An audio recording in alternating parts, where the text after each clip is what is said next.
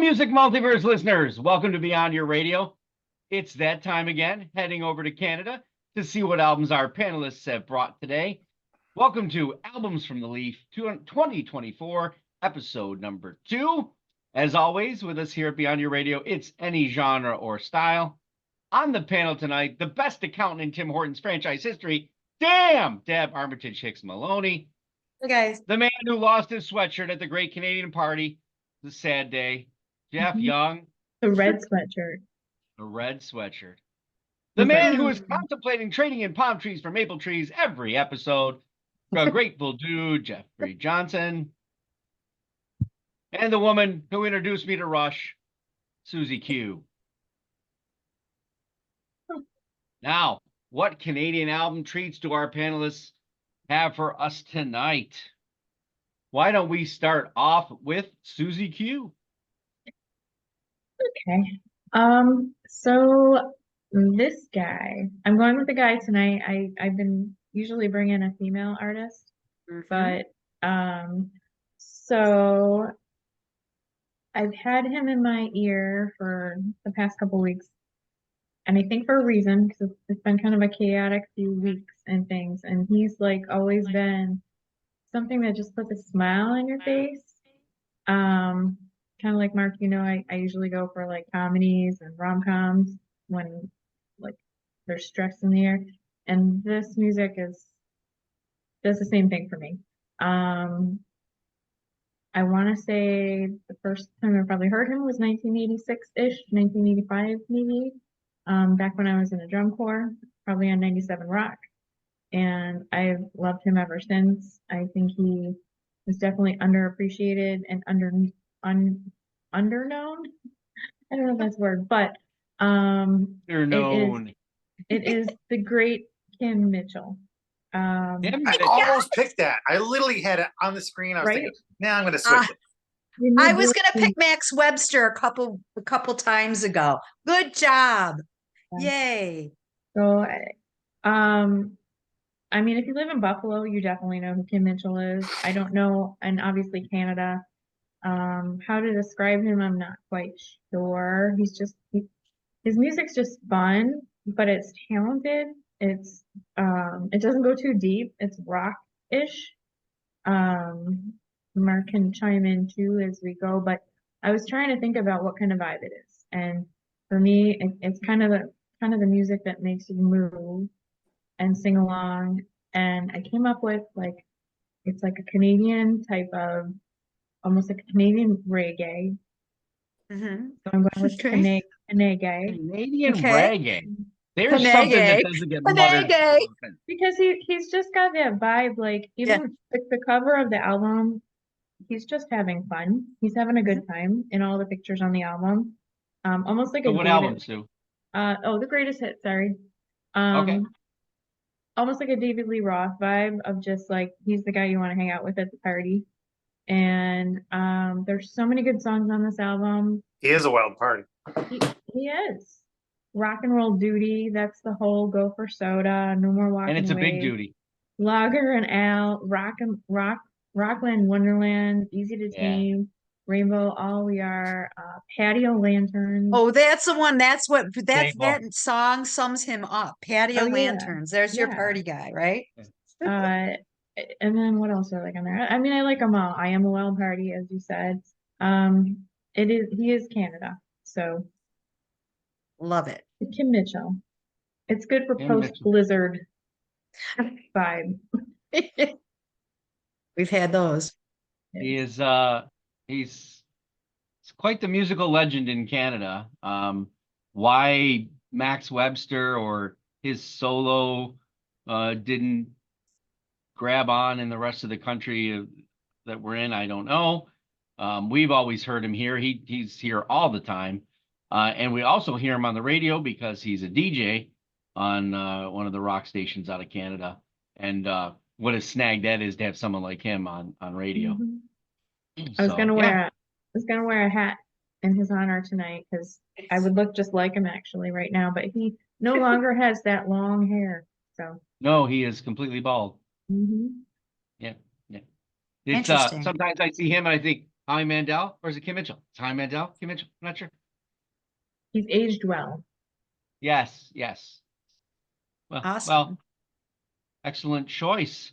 Let's move to the Grateful Dew. Okay, guys. As you guys have known from quite a few of the Leafs, and I think we've done 73 or something, but at least it feels that way. I like to do people I've seen. Actually, Is everyone? I saw this lady with my mother about 4 years ago, I believe, at a little tiny town between here and Kona called Honoka'a.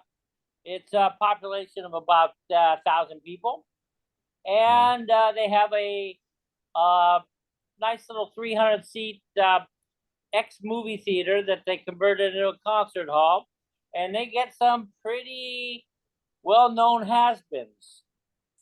And the lady I am talking about is very, very popular. At least she was in the 50s and 60s and the early 70s. And I am talking about Anne Murray. Even the 80s. Yeah, She in the is, 80s too, yeah. She is, I grew up with her because she was on the radio so much. You know, where I when I was 10 or 11, the radio station in town, and there was only one radio station in town, played soft rock and or pop, and she was there. I mean, Snowbird, I think was on the top 10 for 40 years. It seems like it never went away. And then you got Danny's song and stuff. The album I'm talking about is the last album she produced. That's called the Ultimate Collection. It's the reason I picked it because we like to. One of the reasons we do these shows so people listening to us may, chance to listen to what we've been listening to, and a lot of her albums don't even have any hits on them. But this particular album has everything she's ever done. It's got like 40 some. I like it. I still like her and Murray. There's certain songs that are stuck in my craw. When you listen to something enough when you're a young kid, certain things just don't go away. So I love the lady. She's still touring in Canada. She is a darling of Canada. She is probably one of the best, if not the best, pop singer out of Canada. She's got quad platinum records all over the place. So she's a wonderful, wonderful singer. And seeing her live, I think she was 70 something, was pretty fantastic. Good. Okay, Marcus. Did your mom have a favorite song, Jeff? Probably Danny's song. Makes sense. She really liked that. Yeah. Cool. Yeah, she I think Anne Murray gets immediately like into country right away because that's maybe sort of where it began or felt like to she is, I believe, somebody will check me, I'm sure, but I believe she's the first Canadian female to be #1 in the US radio. Really? Yeah. It's good. Yeah. Well, she's been cranking out stuff since the late 50s. Yep. So, yeah. Wonderful, All right. wonderful singer. Good, different pick, right? I like it. Yep. I like it a lot. Sorry. Deb. Oh, okay. I picked a band that they're out of Hamilton, Ontario, which people that aren't from this area, just geographically, it's about halfway between Buffalo and Toronto. Guess it's right up on Lake Ontario. This band formed in 2008, I believe, and up until the album that I'm going to review, they had 8 studio albums. They're the Arkells. They're named after a street in Hamilton. And their influences are all real big Canadian bands like, The Hip and Matthew Good and Big Wreck and the Trues and, all the ones that we've probably reviewed in the past. They were nominated for the Juno Awards, which is like the Canadian Grammys, 15 times, but they won Best Rock Album twice, Group of the Year 6 times. They've had, hits that have been successful even in the US, Past Life, Knocking at the Door, Years in the Making, and collaboration with one of Mark's favorites here. You Can Get It with K Flay. Oh, yes. We know how much you love K Flay. Yeah. Although I did Sarcastically. review her last record, and I thought it was a better effort. So Okay, got it. Interesting enough, the lead singer was a poli-sci major in college, and the first 8 albums are pretty politically charged if you really listen to the lyrics. They hate Trump. They've sung about the Women's March on Washington, things about, the Venezuelan president, and it's real heavy kind of stuff, even though the sound of their music isn't that way, but the lyrics, more so. Laundry Pile is the album that I'm reviewing, and it's their 9th album, and it was an album by accident. Actually, they just had a bunch of songs that they were writing and had them all listed up on the whiteboard and said, there's kind of a theme with these songs. We might as well put them on an album. And these guys were born like mid 80s, so at this point they're in their mid 30s to 40s, and so they're getting a little bit more reflective, as people do when they get older. And this album is more about regret and love and second chances, or wishing to have second chances. And I think Laundry Pile, being named Laundry Pile, is kind of a metaphor for their dirty laundry, or maybe throwing a piece of clothing out that's coming back into style and they shouldn't have thrown it away right away. And you can hear it in some of their songs. I mean, even the names of their songs: Life Is, Wash Away, Shot in the Dark, Time, Quiet Love. All the songs, I love every song on this album. There's 10. It's acoustic mainly. Okay. Yep, it's the piano is pretty prominent. It's very noticeable in these songs, and the harmonies are amazing, and the lyrics are great. And I think that the dude would really like this album based on what his musical preferences are. And I challenge you to listen to it, Chef Jeff. Absolutely, I will And listen. and then you give me a little text, but not when it's 10 o'clock in Hawaii. You can text me when That's it's only you do that. So so Arkells Laundry Pile, write it down. yep. And then her next album is Laundry Basket, right? Well, yeah, yeah, well, because you they're got gonna to have- put that clothes in somewhere. Yeah. Well, maybe it was an extension. They were saying they're cleaning up their act. There you go. Yeah, the Arkells have always thrown a few things here and there, and acoustic wise, they've had a couple of albums that have had a bit of that, but then there was that something Campfires, I think, and I think that was all acoustic. Yeah. Yep. Yeah. So I have not Enjoyable. listened to it yet. It was on the 2023 releases, and just impossible to get to. Yeah. So Well, I did it for you, sir. thank you. I'll be listening to it eventually. One time. Jeff Young, where are you taking us? I feel like we might be in the woods. Well, it's the second Wood pile. album from the Watchmen, called In the Trees. Yeah. And anyone who would listen to this album, there's 12 tracks. They're all about, on average, a little over 4 minutes long. There's the last one is 6 minutes, but anyone who listens to this album and says it's terrible is an alien pretending to be human, and they should be put in Hangar 18 and Area 51 immediately. This is like, I love this guy's voice so much. It's got a lot of range and a lot of every song. has a little bit of differences in it. This is like being their second album. This is where they kind of broaden their horizons a little bit with some of the instruments and just even the content for their songs. But just a great vocal that stands out on its own, even amongst the music.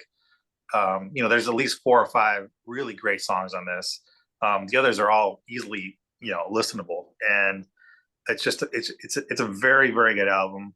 I probably should listen to it more than I do, but it's like the Watchmen, you really don't find anything written on them. They have 0 US success.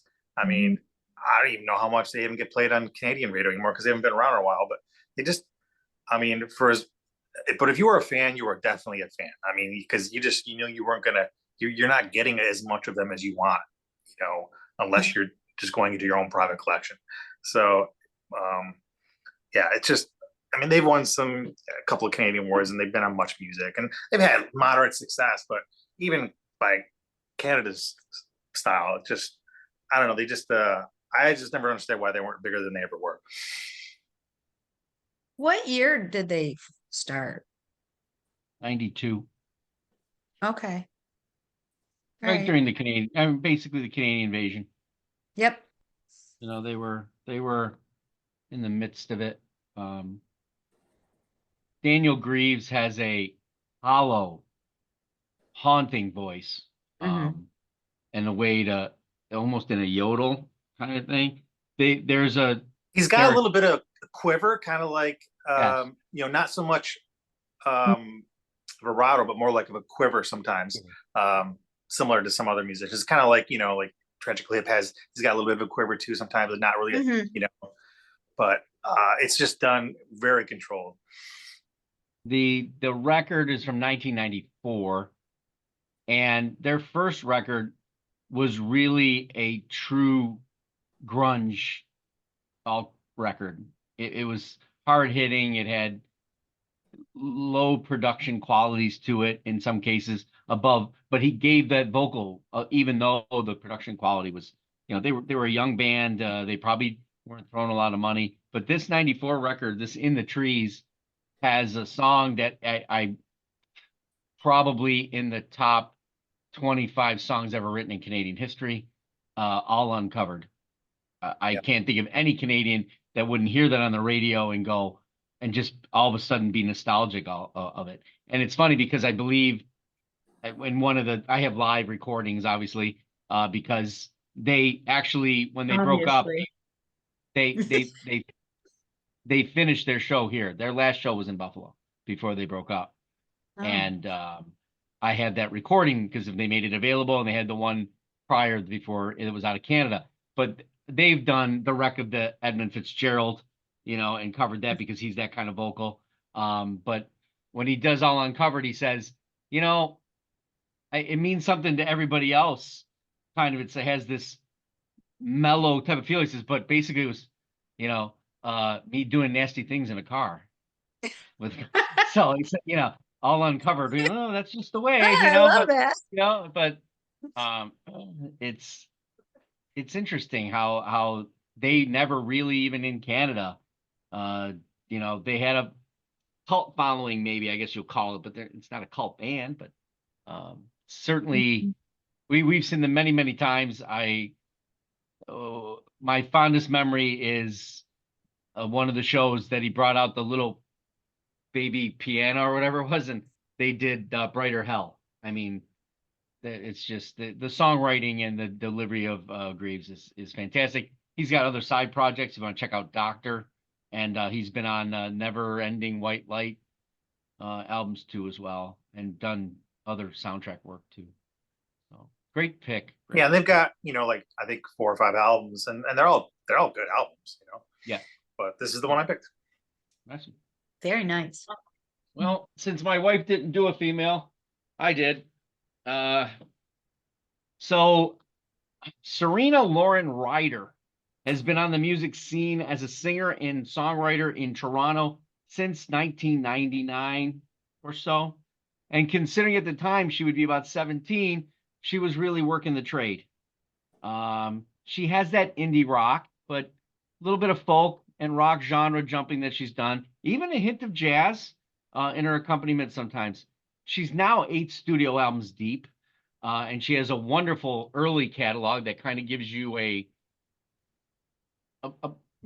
barometer as to the maturity as she went along. I definitely got her radio and indie attention.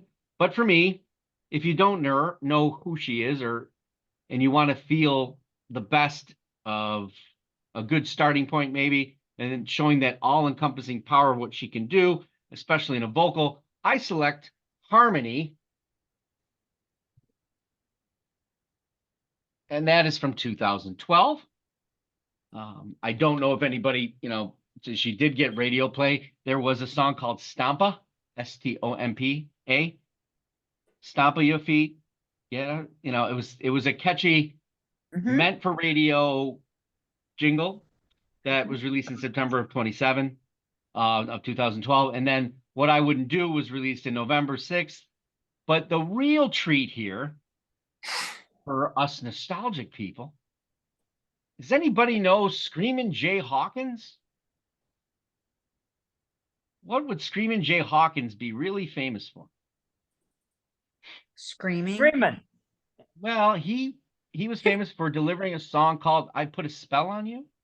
Oh, Oh. yes. Okay. Well, Serena writes a song called For You, and they had to bear a songwriting credit to Screamin' Jay Hawkins because it has a notable reimagining of I Put a Spell on You. So this just goes to Interesting. show the power of the background. So really, when you hear her the first time, you understand the categories that I mentioned above, or in my dialogue. But when you start to really listen and enjoy the timbre in her voice and the soulful delivery, you're gonna catch things like Adele. She has that kind of vocal range, just not blaring. But it's rock at the core, whether it's adult contemporary or it's indie or even that hint of folk.